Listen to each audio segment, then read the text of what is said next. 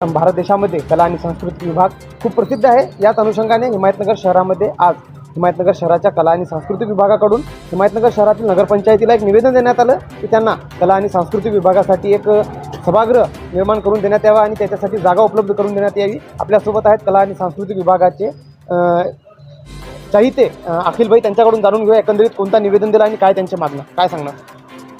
सर्वप्रथम मी आपल्या चॅनलचं खूप खूप आभारी आहे। जे काही आमची दखल तुम्ही आपल्या माध्यमातून घेतलेली आहे।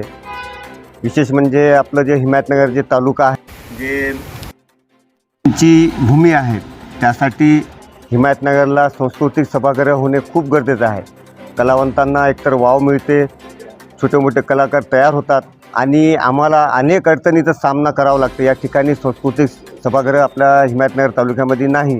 त्यामुळं आम्हाला देशभक्ती गीतांचा कार्यक्रम 26 जानेवारी, 15 ऑगस्ट, महाराष्ट्र मुक्तीसंग्राम दिन किंवा आमचे देशाचे महान गायक स्वर्गीय मोहम्मद रफी यांची पुण्यतिथी दरवर्षी आम्हाला खूप याच्यानं आम्हाला जागा एकतर उपलब्ध होत नाही, जागा मिळत नाही। त्यासाठी आम्हाला नगरपंचायत प्रशासनाला एक नम्र विनंती आहे की आमच्या या अर्धेचा विचार करून आम्हाला सांस्कृतिक सभागृहासाठी जागा उपलब्ध करून देण्यात यावी।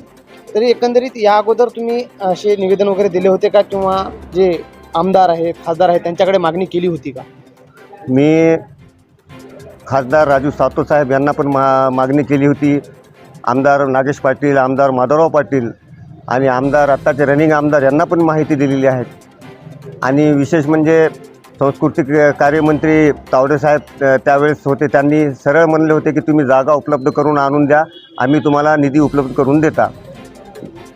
म्हणजे महाराष्ट्र सांस्कृतिक जे विभाग आहे त्यांच्याकडून पण आपलं बोलणं झालं होतं या विषयाबद्दल। ओके, आपल्यासोबत होते हिमायतनगर शहरातील कला आणि सांस्कृतिक विभागाचे चहिते अखिलभाई पत्रकार, त्यांच्याकडून जाणून घेतलं एकंदरीत त्यांनी कोणती मागणी केली आणि येणाऱ्या काळामध्ये भारत हा विविधतेने नटलेला देश असून येणाऱ्या काळामध्ये कला, सांस्कृतिक आणि क्रीडा या अनुषंगाने ज्या मागण्या होत आहेत ते नगरपंचायत प्रशासन आणि सध्याचे जे विद्यमान आमदार आहेत बाबुराव कदम कोळीकर त्यांनी कशा प्रकारे याकडे लक्ष केंद्रित करतात आणि या कला आणि सांस्कृतिक विभागाच्या चाहत्यांना त्यांना न्याय मिळतो का आणि त्यांच्या सभागृहासाठी त्यांना